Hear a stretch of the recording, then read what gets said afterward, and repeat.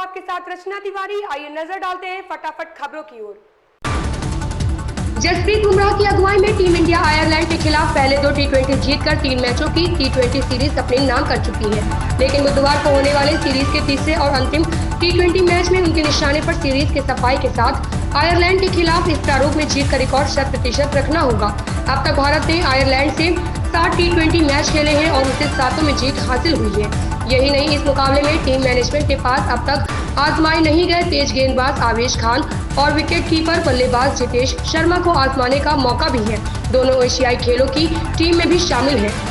मेरठ समेत पश्चिमी यूपी में देर रात से शुरू हुई बारिश ने लोगों को गर्मी से राहत दी है। बुधवार दोपहर तक रुक रुक कर होती रही बारिश 42 मिलीमीटर दर्ज की गई है। मौसम वैज्ञानिक डॉक्टर यूपी शाही का कहना है कि अभी मौसम ऐसा ही बना रहेगा और तापमान में भी गिरावट आएगी। वहीं वेस्ट यूपी के ज्यादातर जिलों में बारिश के चलते जगह शहर जनजीवन प्रभावित हो गया, जिस कारण से लोगों को परेशानी का सामना करना पड़ा। मौसम विशेषज्ञों की माने तो यह बारिश फसलों के लिए भी लाभकारी है। आगे तस्वीरों में जाने पश्चिमी यूपी के जिलों का हाल। प्रदेश में समान नागरिक संहिता लागू करने के लिए गठित समिति का ड्राफ्ट तैयार हो चुका है। सरकार को मिलने के बाद इसे विधानसभा सत्र में पेश किया जाएगा। इसके बाद उत्तराखंड देश का पहला समान नागरिक संहिता वाला राज्य बन जाएगा। मुख्यमंत्री पुष्कर सिंह धामी ने बताया कि समान नागरिक संहिता में समुदाय विशेष को कोई नुकसान नहीं होगा। मुख्यमंत्री धामी ने मीडिया से बातचीत में कहा कि राज्य की जनता से उन्होंने समान नागरिक संहिता लागू करने का वादा किया था। जन अपेक्षाओं के अनुरूप इस दिशा में कदम बढ़ रहे हैं। बताया कि इसमें समुदाय विशेष की कोई हानि नहीं है। उत्तराखंड देवभूमि है। अरुणाचल प्रदेश के पूर्व मुख्यमंत्री गेगांग अपांग ने आगामी लोकसभा चुनाव से पहले अरुणाचल डेमोक्रेटिक पार्टी नाम से एक नई क्षेत्रीय पार्टी लॉन्च की है। उन्होंने इस दौरान खुद को डेमोक्रेटिक भी बताया।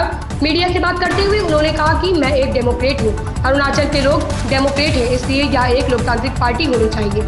यह वंशवादी या सांप्रदायिक नहीं है। गेगांग अपांग 22 वर्षों तक अरुणाचल के मुख्यमंत्री रहे हैं। उन्होंने 2014 में कांग्रेस से इस्तीफा देकर भाजपा में शामिल हुए थे। अरुणाचल प्रदेश के विधानसभा चुनाव अगले साल होने वाला है।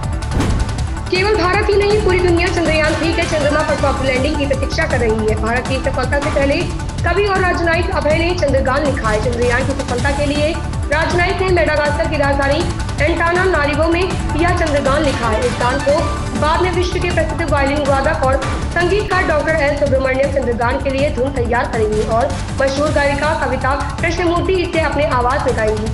राजनयिक अभय ने सभी ग्रहों पर गान लिखा है। उनके द्वारा लिखी गई पृथ्वी गान अब तक 150 भाषाओं में अनुवाद की जा चुकी है। प्रवर्तन निर्देशालय ने मंगलवार को नकली पुरातन वस्तुएं बेचने के घोटाले में वित्तीय लेन देन की जांच के सिलसिले में केरल कांग्रेस प्रमुख और कन्नूर से सांसद के सुधाकरन से लंबी पूछताछ की। कांग्रेस नेता सुधाकरन सुबह 11 बजे कोच्चि में ईडी कार्यालय में पूछताछ के लिए पहुंचे। ईडी के अधिकारियों ने देर शाम तक उनसे जवाब तलब किए।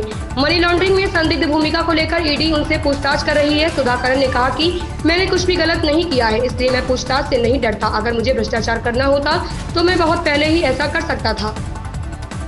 किशोरी से दुष्कर्म मामले को लेकर भाजपा दिल्ली सरकार पर हमलावर है। प्रदेश भाजपा अध्यक्ष वीरेंद्र सचदेवा व सांसद प्रवेश साहिब सिंह ने संयुक्त रूप से कहा कि बच्ची से दुष्कर्म करने वाले दिल्ली सरकार के महिला एवं बाल विकास के अधिकारी को मंत्री कैलाश गहलोत ने चुना था। उन्होंने आगे कहा कि मुख्यमंत्री केजरीवाल का मौन रहना बताता है कि इस अधिकारी को भी उनका सानिध्य प्राप्त है। दुर्भाग्यपूर्ण है कि दिल्ली महिला आयोग की अध्यक्ष स्वाति मालीवाल नाटकीय तरीके से धरने पर बैठी हैं। उन्हें केजरीवाल और गहलोत के आवास के बाहर धरने पर बैठना चाहिए।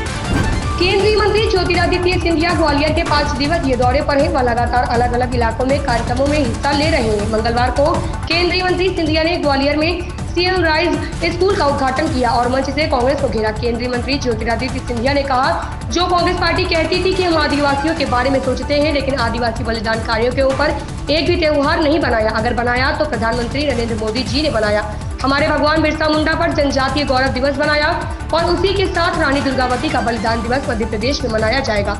जो कांग्रेस पार्टी आदिवासियों की दुहाई देती है।